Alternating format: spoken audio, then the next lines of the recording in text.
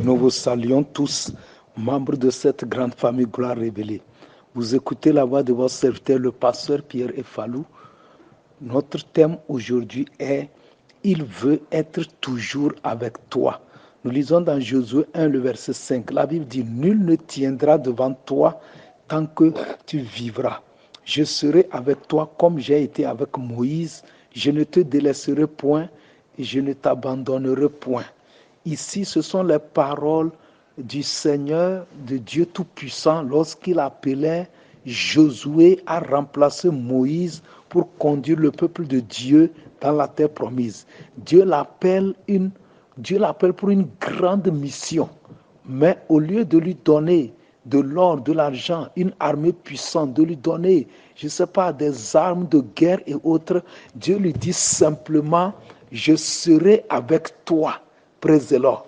Je veux que tu saches que la plus grande provision, ce qu'il te faut réellement pour accomplir ta destinée, pour faire de grandes choses, arriver là où Dieu veut que tu sois, premièrement, ce n'est pas l'argent, ce n'est pas le diplôme, ce n'est pas, je ne sais pas, le visa, le passeport, ainsi de suite. Ce qu'il te faut premièrement, c'est la présence de Dieu. La présence de Dieu dépasse l'argent, elle dépasse l'or, elle dépasse une grande armée, elle dépasse les richesses, elle dépasse les trésors.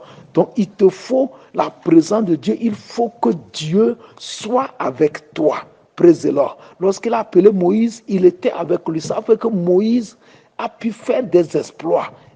Il a appelé Josué aussi, il était avec Josué, et Josué aussi a pu faire des exploits. Il a fait traverser le peuple par le Jourdain à, je ne sais pas, qui était plein, mais par la foi et par la présence de Dieu.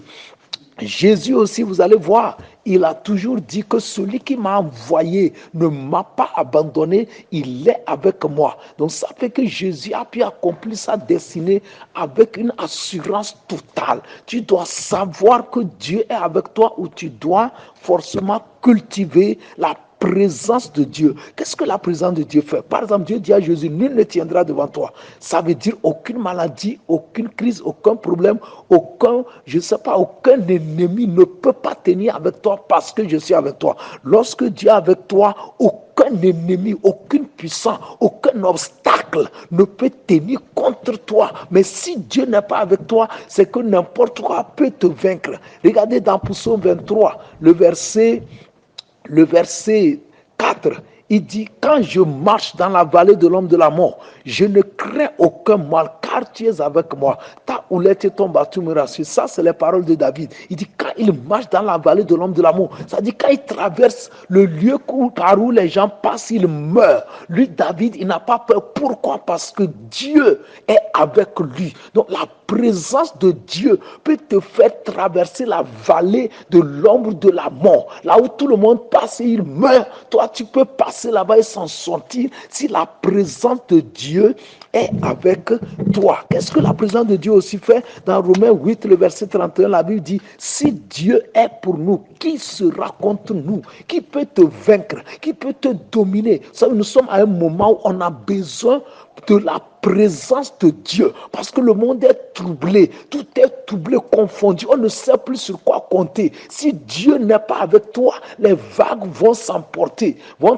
parce que nous sommes à un moment où la moisson va se faire, la méchanceté sera moissonnée, la justice sera moissonnée. Donc si Dieu est avec toi, tu vas t'en sortir. Ce qui se passe, vous savez, Dieu a programmé que ça va se passer, il sait que ça va se passer, mais la seule chose qui va nous sauver, c'est d'être sûr que Dieu est avec toi dans tout pas que tu poses. S'il est avec toi, je vais te garantir que la victoire est avec toi. Parce qu'ils peuvent être 1000. La Bible dit, ils vont te combattre, ils ne te vaincront pas. Parce que Dieu est avec toi pour combattre pour toi. Maintenant, comment tu peux cultiver la présence de Dieu? Praise the Lord.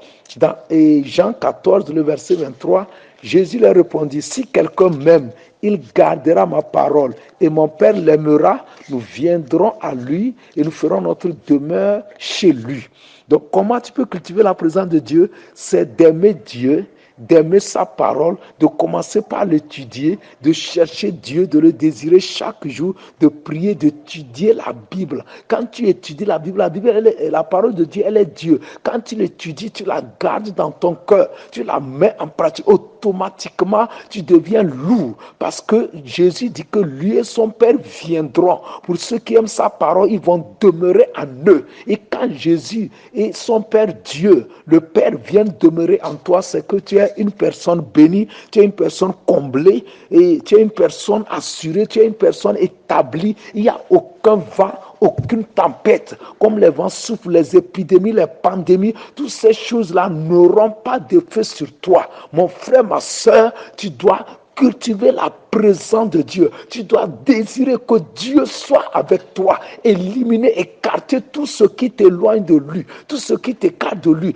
Cultiver sa présence et la victoire et la gloire et le succès au milieu des tempêtes t'appartient. Dieu était avec Joseph. Il a triomphé même en prison. Il a triomphé même en terre étrangère. Dieu était avec Daniel. Ils ont brillé. Ils ont excellé. Ils ont réussi là où beaucoup d'autres ont échoué. C'est ton tour. Je prie que la présence de Dieu devienne ton but primordial.